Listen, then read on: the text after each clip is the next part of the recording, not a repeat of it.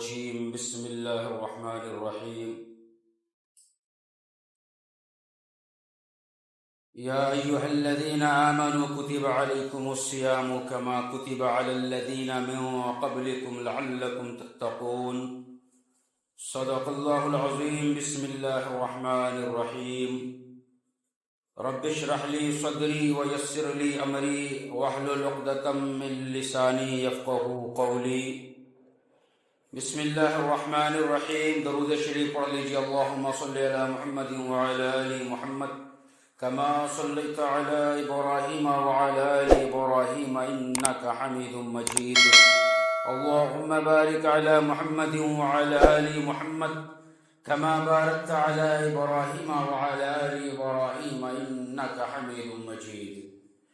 محترم بزرگوں، دوستوں اور عزیز ساتھیوں، اللہ تبارک و تعالیٰ کا لاکھاں شکر و احسان ہے کہ اللہ تبارک و تعالیٰ نے ہم سبوں کو جمعہ کا مبارک دن عطا فرمایا اور جمعہ کی نماز ادا کرنے سے پہلے چند باتیں قرآن و حدیث کی روشنی میں سننے اور سنانے کا موقع عطا فرمایا۔ میرے دوستو، اسلامی کیلنڈر کے اعتبار سے شعبان المعظم کا مہینہ چل رہا ہے اور آج الحمدللہ اسی مہینے کا جمعہ کا دن بھی ہے۔ آج میں آپ حضرات کے سامنے استقبال رمضان کے تعلق سے چند باتیں قرآن و حدیث کی روشنی میں عرض کرنے کی کوشش کروں گا۔ میرے دوستو، چونکہ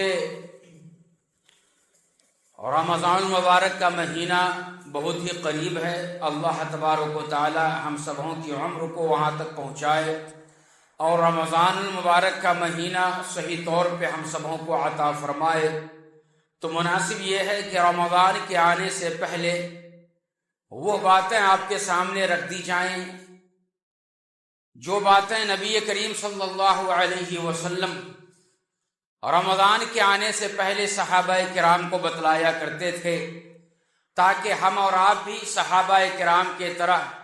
رمضان کی تیاری میں لگ جائیں اور رمضان سے پہلے ہم سب اپنے آپ کو فارغ کر لیں تمام ضروریات سے۔ تو انشاءاللہ اسی موضوع پہ آج آپ کے سامنے گفتگو کروں گا۔ میرے دوستو، آپ نے وہ حدیث سنی ہوگی کہ نبی کریم صلی اللہ علیہ وسلم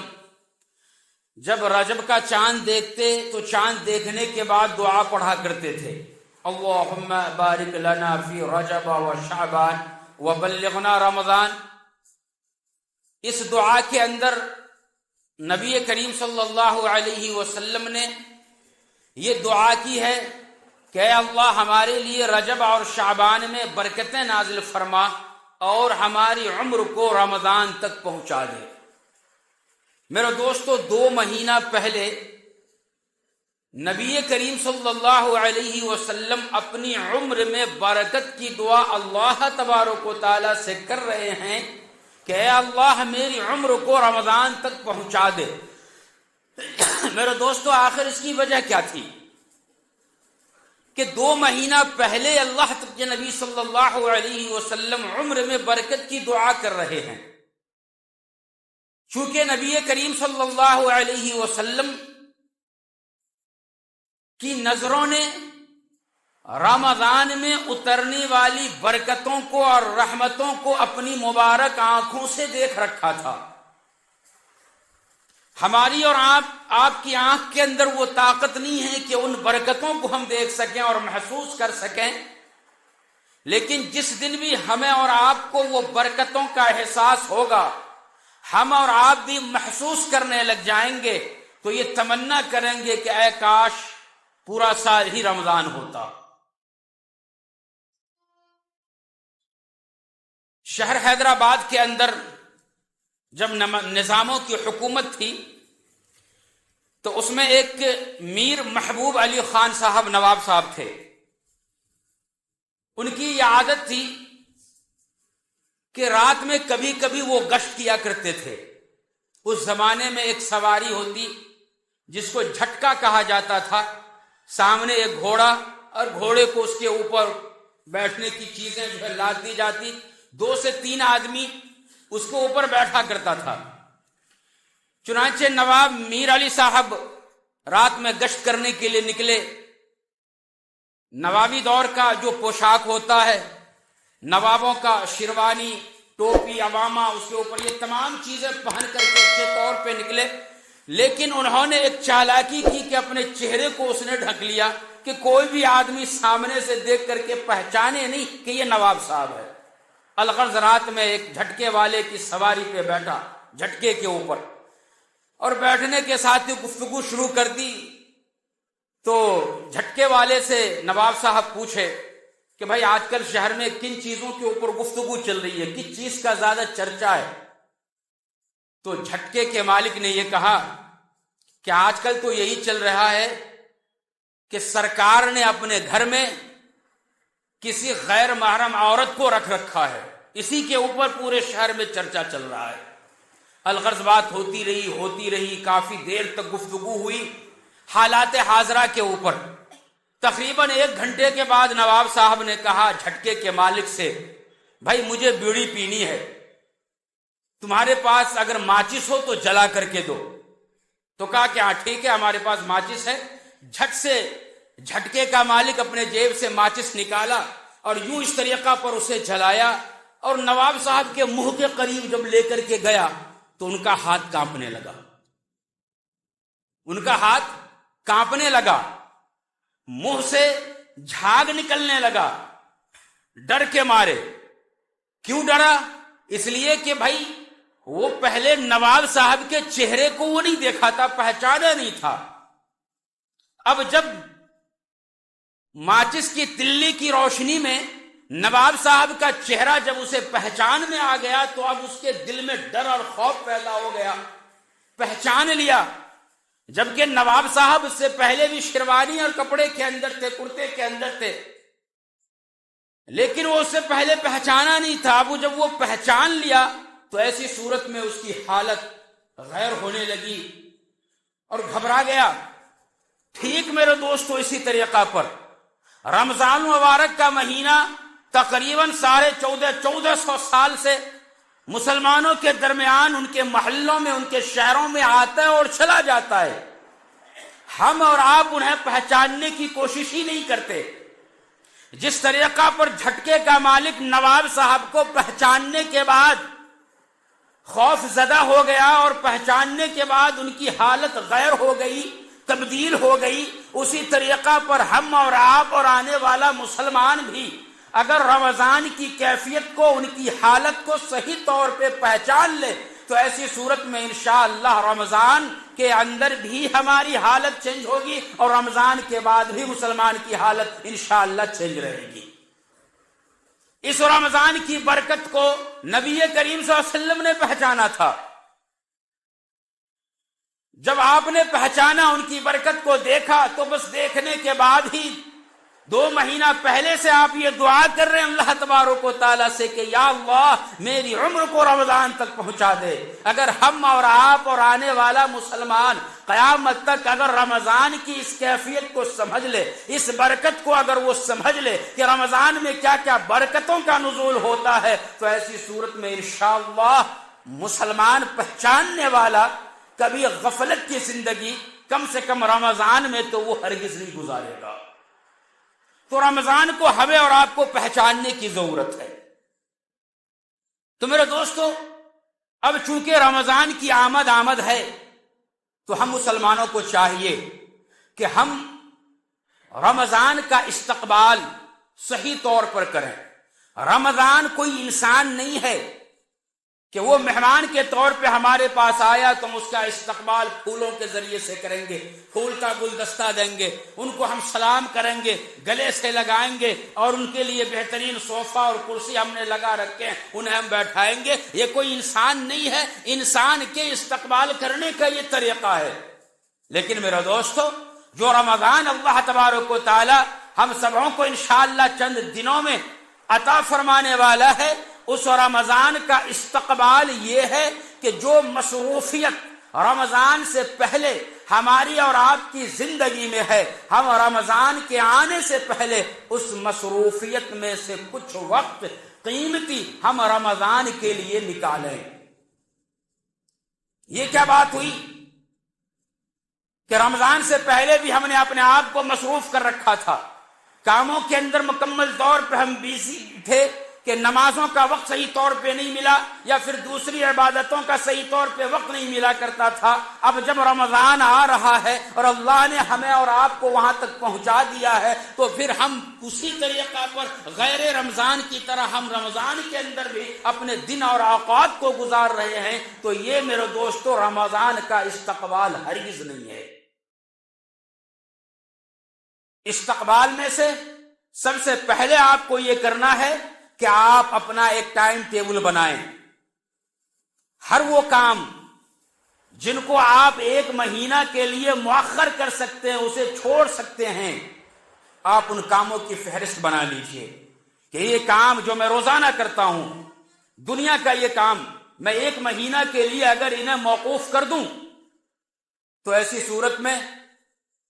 کچھ فرق پڑنے والا نہیں ہے دنیا کے اعتبار سے، تو آپ ان کاموں کو مؤخر کر دیجئے. دوسرا وہ کام جس کا کرنا دنیاوی اعتبار سے ضروری ہے آپ کے لیے، ان کے بارے میں آپ یہ سوچئے کہ ان کاموں کو میں 1 گھنٹہ کرتا ہوں، اگر میں آدھا گھنٹہ کروں تو کیا نقصان ہوگا؟ اگر دنیاوی کوئی بھی نقصان نہیں ہے تو اس کے اندر تخفیف کیجئے وقت کے اندر، اور پھر وہ 1 گھنٹے کا کام اگر آپ آدھے گھنٹے میں نمٹا رہے ہیں یا پھر اس کام کو آدھا گھنٹہ ہی آپ کر رہے ہیں، آدھا گھنٹہ آپ کا جو بچ رہا ہے اس بچے ہوئے آدھے گھنٹے کو رمضان کے اندر عبادتوں کے اندر ہمیں گزارنی ہے، اس کی ایک فہرست بنائیے. چونکہ میرے دوستو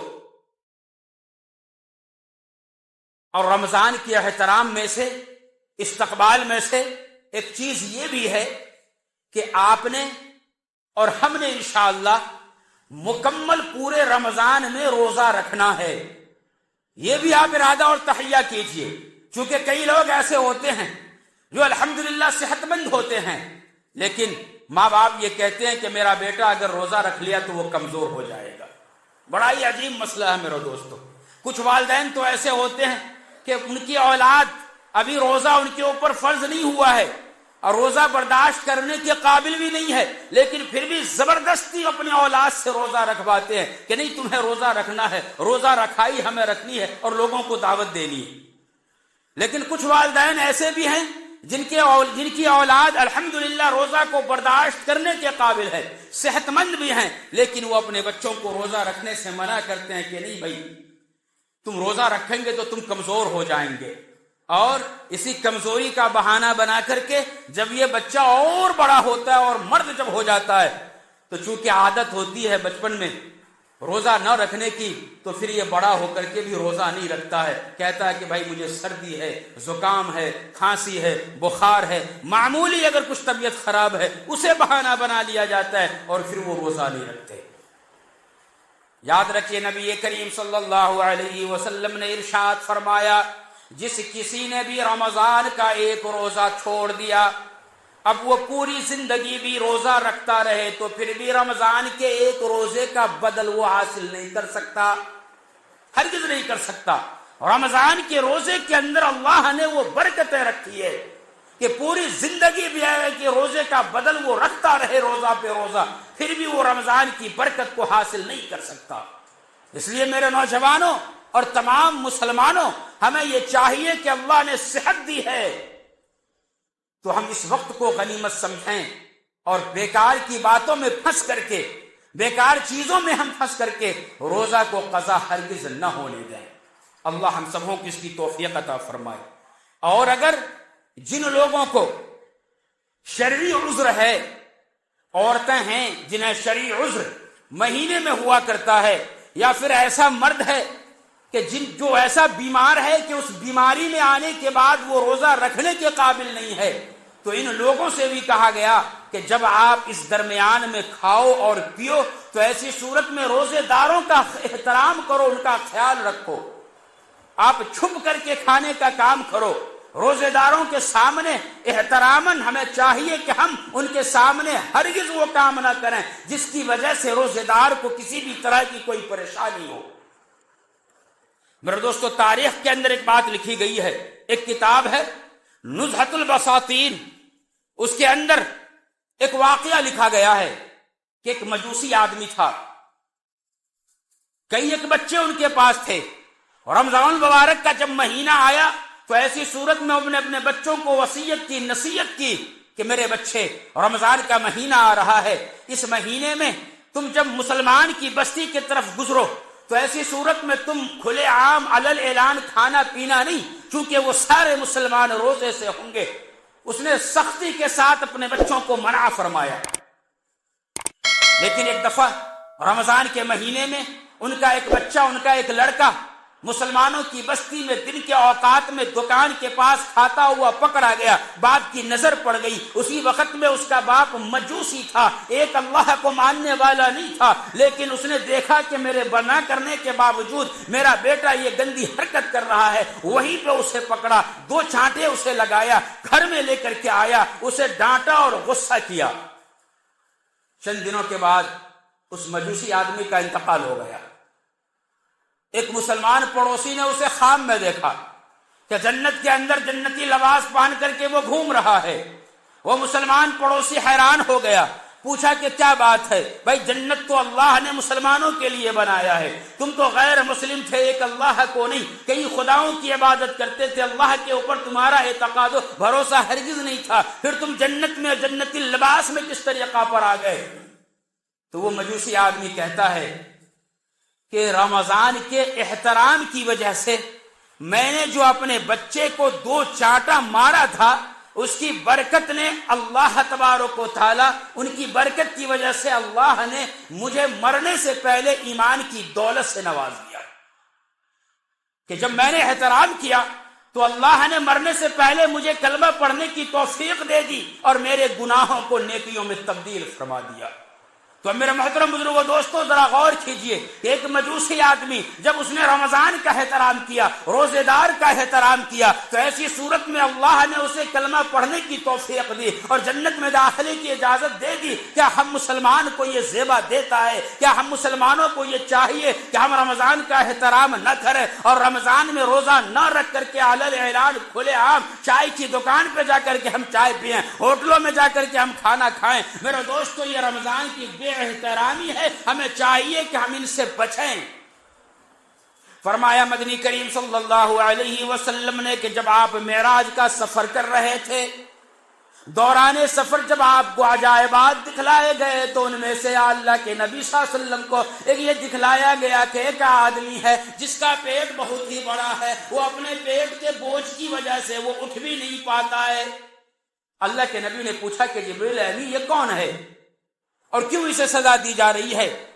تو حضرت جبریل علیہ السلام نے ارشاد فرمایا کہ یہ وہ لوگ ہیں جو دنیا میں رمضان کے مہینہ میں روزہ نہیں رکھا کرتے تھے، بلکہ وہ روزے کی بے احترامی کرتے تھے اور وہ روزہ کو توڑ دیا کرتے تھے۔ اللہ حفاظت فرمائے، آج اس طریقہ پر سزا ان کو آخرت کے اندر دی جا رہی ہے۔ لہذا وہ لوگ جو بغیر کسی عذر کے، بلا کسی وجہ کے اگر وہ روزہ نہیں رکھتے ہیں تو اسے چاہیے کہ بھائی کتنے ایسے مسلمان ہیں جو روزہ رکھنا چاہتے ہیں لیکن کوئی بیماری اسے ایسی پکڑ لی ہے یا پھر کوئی ایسا حادثہ اچانک ان کے ساتھ ہو گیا ہے کہ جس کی وجہ سے وہ روزہ نہیں رکھ سکتا۔ لیکن ہم مسلمانوں میں سے تو کچھ لوگ ایسے ہیں جن کو اللہ نے صحت دی ہے، صحت و تندرستی دینے کے باوجود اگر وہ روزہ نہ رکھے تو ان سے بڑا بدقسمت اور کون مسلمان ہو سکتا ہے۔ لہذا ہمیں چاہیے کہ ہم رمضان کا احترام صحیح طریقہ پر کریں۔ پھر اس کے بعد میرے دوستو، اس رمضان کے مہینہ میں، آنے والے اس رمضان کے مہینہ میں اور رمضان کے استقبال کے طور پہ ہمیں دوسرا کام یہ کرنا ہے کہ ہم نماز تو انشاءاللہ پڑھیں گے ہی پڑھیں گے، لیکن ہم نمازوں کے پابند جماعت کے ساتھ ہو جائیں، کہ ہم اور آپ یہ ارادہ کریں کہ انشاءاللہ ہر نماز ہم جماعت کے ساتھ پڑھیں گے۔ ہم جماعت کے ساتھ جو نماز پڑھیں گے اس کے اندر جو برکتیں ہیں وہ برکت تنے تنہا بغیر جماعت کے نماز پڑھنے میں ہرگز نہیں ہے۔ جماعت کے ساتھ جب ہم نماز پڑھیں گے تو میرے دوستو، ایک امام ذہبی رحمت اللہ علیہ ہیں، انہوں نے الکبائر کے اندر ایک واقعہ لکھا ہے۔ عبید اللہ ابن عمر الکبائری رحمت اللہ علیہ کے تعلق سے واقعہ لکھا جاتا ہے کہ ایک دفعہ ان کے گھر میں عشاء کے وقت میں ایک مہمان آ گئے. مہمانوں کی خدمت کے اندر اس طریقہ پر مصروف ہوئے کہ عشاء کی نماز کا وقت قریب آ گیا. اپنے گھر سے جب مسجد کو نکلے تو جماعت ہو چکی تھی. انہوں نے یہ سوچا کہ چلو ایک مسجد میں ہو گئی ہے, دوسری مسجد میں ہم جائیں گے. وہاں پہنچے, وہاں بھی جماعت نکل چکی تھی. تیسری مسجد کو گئے, وہاں بھی جماعت نکل چکی تھی. تو اس نے یہ سوچا کہ چلو ایک فرض نماز کے پڑھنے کا ثواب جماعت کے ساتھ اللہ تبارک و تعالیٰ 27 گنا بڑھ کر کے دیتا ہے. لہٰذا انہوں نے ایک عشاء کی نماز کو 27 دفعہ پڑھ لی تاکہ کچھ تو ثواب مل جائے گا اور ہمارے نام اعمال میں نیکیاں لکھ دی جائیں گی. رب کائنات کی قسم, عشاء کی نماز پڑھنے کے بعد حضرت عبداللہ ابن عمر الکبائری رحمت اللہ علیہ جب اپنے بستر پہ سوئے تو انہوں نے خواب میں دیکھا کہ ایک گھوڑ سوار ہے جو گھوڑے کے اوپر سوار ہو کر کے تیز تیز قدموں سے آگے بڑھ رہا ہے. ہمارے پاس اس سے اچھا اور عمدہ گھوڑا ہے, لیکن میں گھوڑے کے اوپر سوار بھی صحیح طور پہ نہیں ہو رہا, اور اگر سوار ہو بھی رہا ہوں تو گھوڑے کو میں اپنے پاؤں کو مار رہا ہوں, لیکن وہ گھوڑا آگے بڑھنے کو ایک قدم بھی تیار نہیں. تو صاحب کہتے ہیں کہ میں نے اس سے پوچھا کہ بھائی کیا بات ہے, تمہارا گھوڑا میرے گھوڑے سے کمزور ہے, لیکن تمہارا گھوڑا فاسٹ بھاگ رہا ہے اور میرے گھوڑے کے اندر چلنے کی طاقت نہیں ہے. تو وہ صاحب یہ کہتے ہیں کہ میں نے عشاء کی نماز جماعت سے پڑھی تھی اور تم نے عشاء کی جماعت کو چھوڑ دی تھی, جس کی وجہ سے اللہ تبارک و تعالیٰ نے یہ فرق میرے اور تیرے گھوڑے کے اندر پیدا فرما دیا. تو پتہ یہ چلا کہ جب انسان جماعت کے ساتھ نماز پڑھتا ہے تو اس کی زندگی کے اندر بھی اللہ برکت عطا فرماتا ہے, ان کے کام کے اندر بھی اللہ برکت عطا فرماتا ہے, اور ان کے مال کے اندر بھی اللہ برکت عطا فرماتا ہے. لیکن اگر کسی نے نماز کو ترک کر دیا یا پھر جماعت کو چھوڑ دی تو ایسی صورت میں اس کے کام کے اندر اللہ برکت نہیں پیدا فرماتا. ہم اور آپ کی شکایت ہوتی ہے, مولوی صاحب فلاں کام میں کر رہا تھا, کرتے کرتے پتہ نہ جانے کیا ہوا, وہ کام اچانک سے وہ بند ہو گیا, یا پھر ہمارا کام بننے ہی والا تھا, بس 1 منٹ کی دوری تھی یا بس ایک چیز باقی تھا, وہ اگر ہو جاتا تو میرا کام بن جاتا, لیکن اچانک وہ کیا نہ کیا ہو گیا اور وہ کام بند ہو گیا. میرے دوستو, وجہ یہی ہے کہ جس کام کو ہم نماز پڑھیں گے کرنے سے پہلے اور جماعت کا جب ہم پابند ہوں گے تو انشاءاللہ بگڑے ہوئے کام کو بھی اللہ تبارک و تعالیٰ بنائے گا اور اس کے اندر برکتیں پیدا فرما دے گا. لیکن اگر ہم نے نمازوں کی پابندی نہیں کی اور جماعت کا اہتمام نہ کیا تو بنا ہوا کام بھی بگڑنے کے اندر ذرہ برابر بھی ٹائم نہیں لگتا.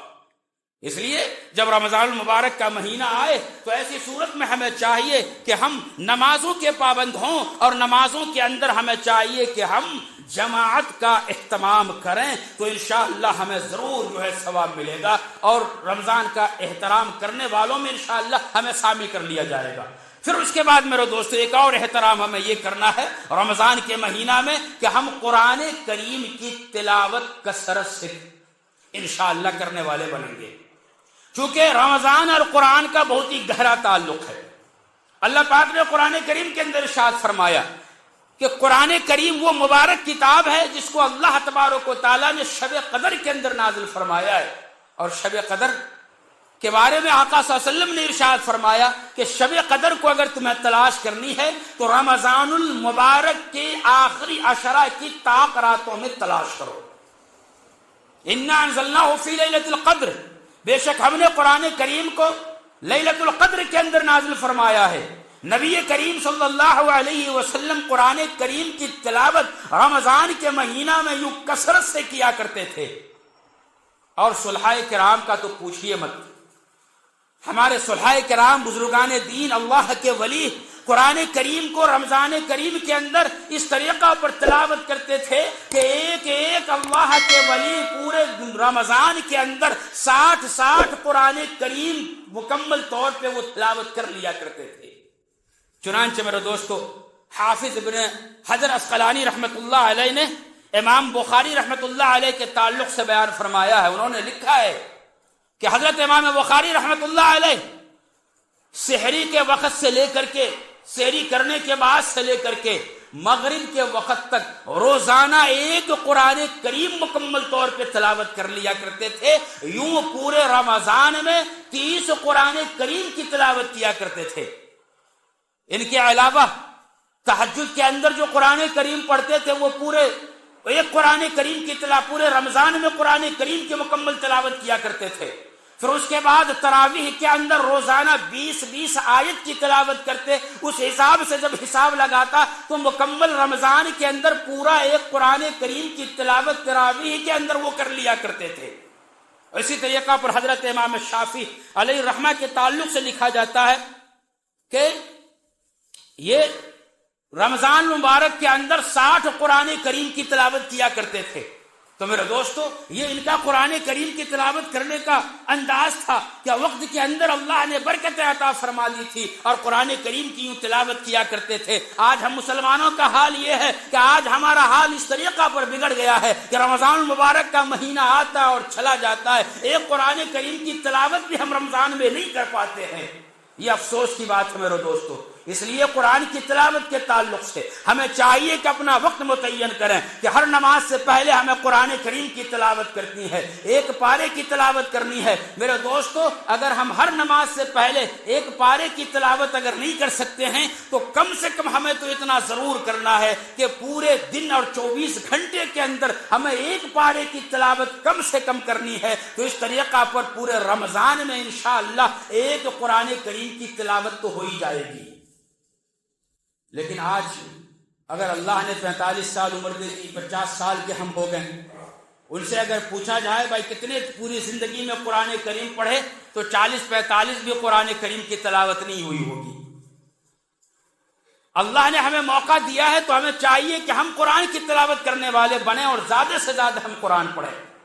پھر اس کے بعد کئی لوگ تو میرے دوستو ایسے بھی ہیں جنہیں قرآن ہی پڑھنا نہیں آتا. یہ افسوس کی بات ہے. ہم مسلمان ہیں، اللہ نے قرآن کریم بہترین معجزہ امت مسلمہ کے لیے بیان فرمایا، عطا فرمایا ہے. اور وہ قرآن کریم جو نبی کریم صلی اللہ علیہ وسلم دن و رات پڑھا کرتے تھے، صحابہ کرام دن و رات اس کی تلاوت کیا کرتے تھے. رمضان کے مہینہ میں حضرت جبرائیل امی محمد مصطفیٰ کے ساتھ تلاوتوں میں شریک ہوا کرتے تھے. اس قرآن کریم کی تلاوت سے ہم اور آپ یہ دور اس طریقہ پر ہیں کہ قرآن کریم ہمیں پڑھنا ہی نہیں آتا. محترم بزرگوں، دوستوں اور عزیز ساتھیوں، قرآن کی تلاوت کے تعلق سے ہمیں غور و فکر صحیح طور پہ کرنی ہے. میں آپ کو ایک طریقہ بتلاتا ہوں. میرے پاس جو قرآن کریم ہے اس کا پیج 848 پیج کا ہے، 848 پیج کا. آپ ان پورے پیج کو 30 دن پہ تقسیم کیجئے اور پھر جتنا پیج بنتا ہے اس کو آپ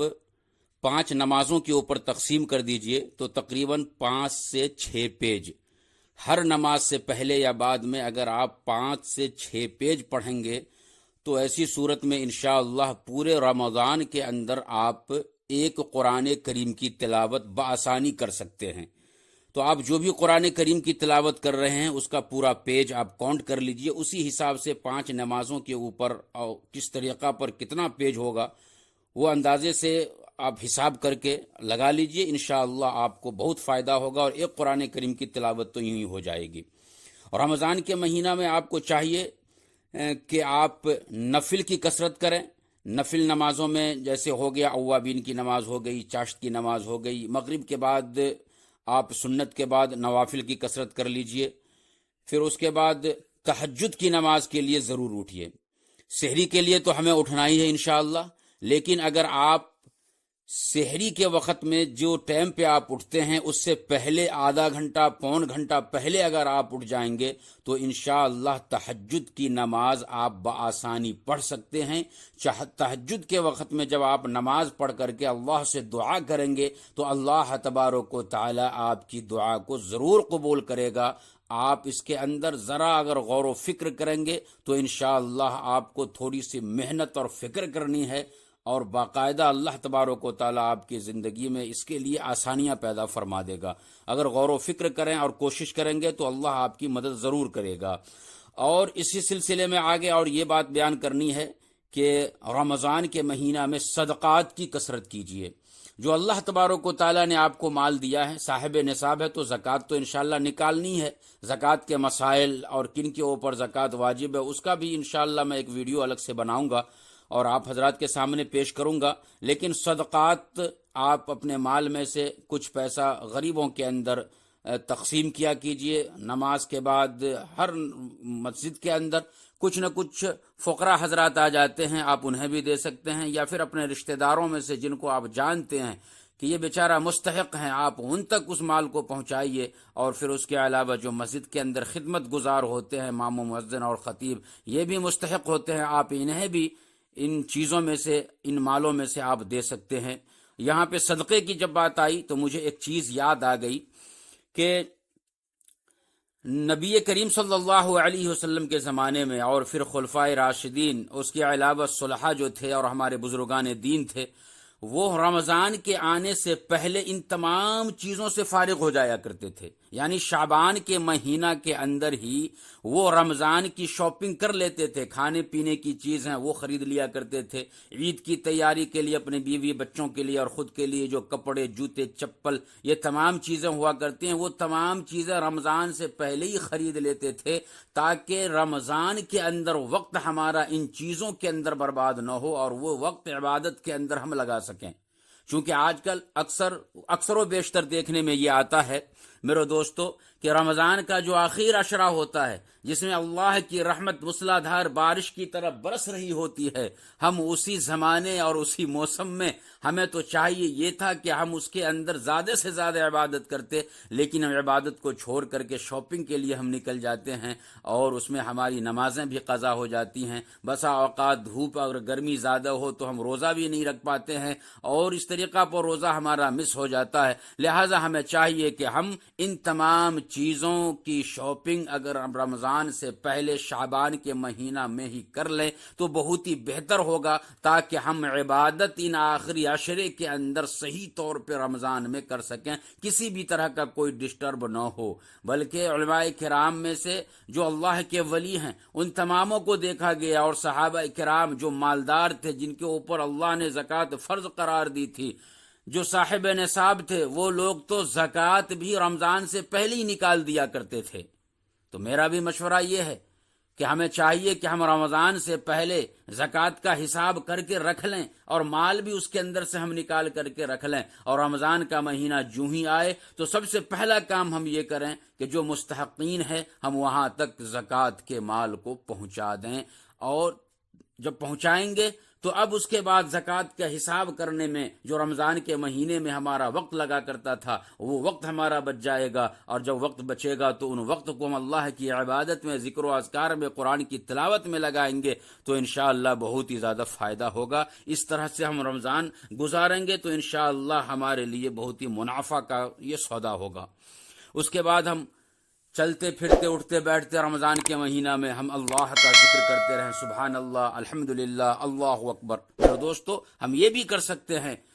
ہم یہ دیکھتے ہیں کہ نوجوان ہمارے جب گاڑیوں پہ جاتے ہیں تو کان کے اندر ایئر فون لگا کر کے ہم گانے سن رہے ہوں یا کچھ بھی اور ہم سن رہے ہیں دنیا کی چیزیں، ہم اس کی جگہ پہ علماء کرام کا ہم بیان سن لیں، علماء کرام کی نماز کی فضیلت کے اوپر گفتگو سن لیں، روزے